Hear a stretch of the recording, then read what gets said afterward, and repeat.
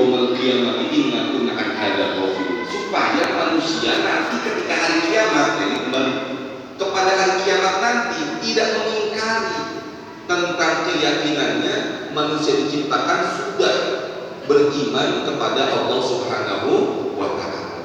Lalu masuklah proses tentang penciptaan manusia, di mana melalui daripada rahim-rahim seorang ibu, banyak ayat-ayat yang berbicara itu, sampai masa kehidupan. Lalu manusia ini masa kecil, masa muda, masa tua, tidak memiliki kekuatan apa-apa dan kembali kepada Sang Pencipta. Nah, maka disitulah akhirnya keyakinan bahwa kita sudah bersaksi tiada Tuhan selain Allah itu sudah menjadi dasar kita untuk memahami tentang konsep agama kita di dalam menyikapi tentang kehidupan dunia ini. Maka ayat surat An-Nazi'at ini sangat untuk menjelaskan kepada kafir Quraisy, kepada para bangsa Arab, di mana ketika itu mereka tidak percaya kepada Tuhan. Bahkan ayat surat Juz-Amma itu ayatnya pendek-pendek, nazomnya itu enak untuk didengar, kalimat pemilihannya qalla wa jalla, pendek tetapi memiliki makna yang dalam. Maka dari kesempurnaan Al-Quran sebagai kitab suci ini untuk menjawab dan untuk menjawab daripada keraguan yang dilakukan oleh kafir Quraisy kepada ajaran Rasulullah Muhammad sallallahu alaihi wasallam.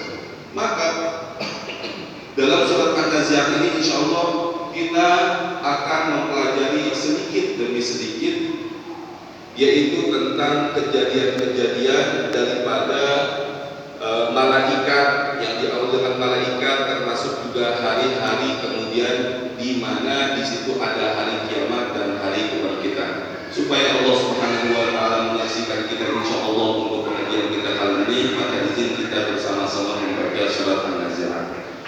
A'udzu billahi minasy syaithanir rajim. Bismillahirrahmanirrahim.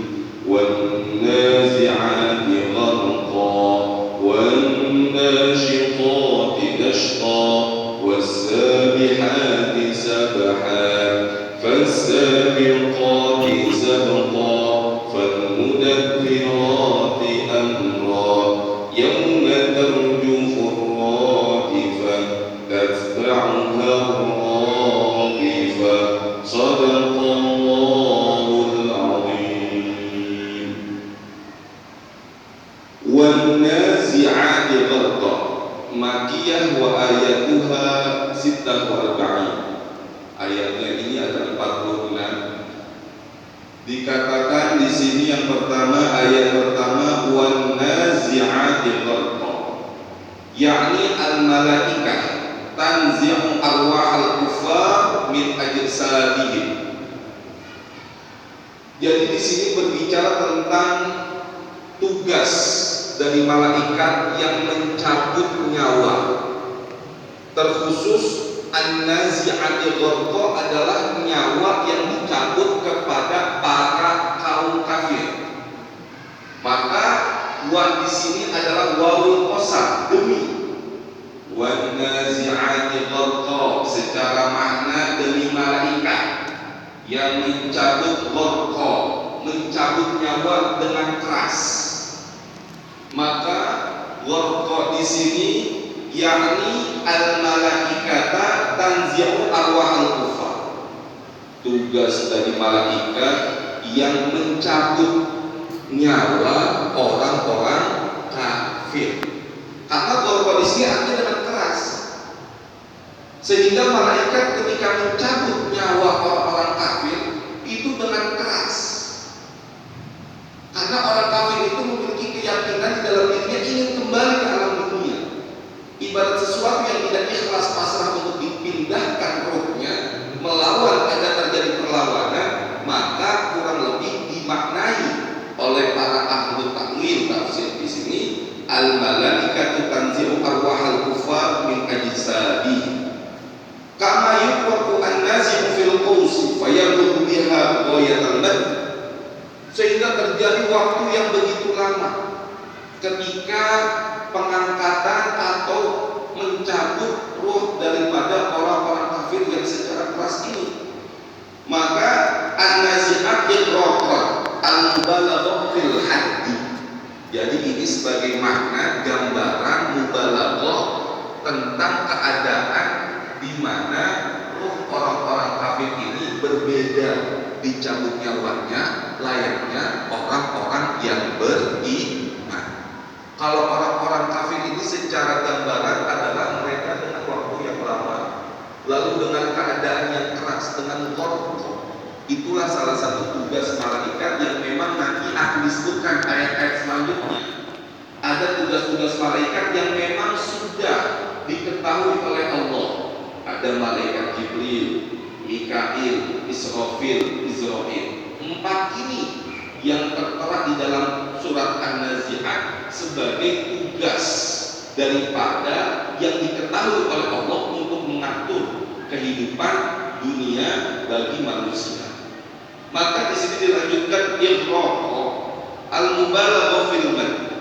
Qala Ibnu Mas'ud yanzi'uha malakul mauti wa a'wanuhum min tahti kulli syahratin wa min al-atafir wa usulil qadamain.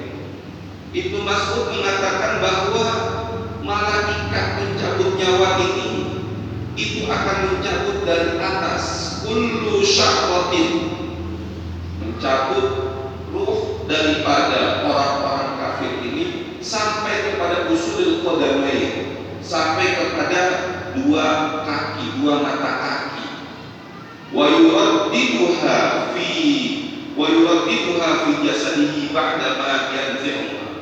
Lalu ini yang yuraddidu mengembalikan. Jadi ibaratnya mungkin dengan keterbatasan yang kita pahami bahwa adanya kesulitan untuk mencabut ruh daripada orang-orang kafir ini karena mempercayai atau tidak mempercayai tentang kehidupan yang akan ada hari kebangkitan, sehingga ingin menikmati kehidupan yang terus hidup selamanya di atas dunia ini. Maka di situ ba'da ma yanzi'uha, itu menurut daripada Ibnu Mas'ud tentang kalimat gharqa. Karena gharqa itu secara makna terjemah adalah dengan keras.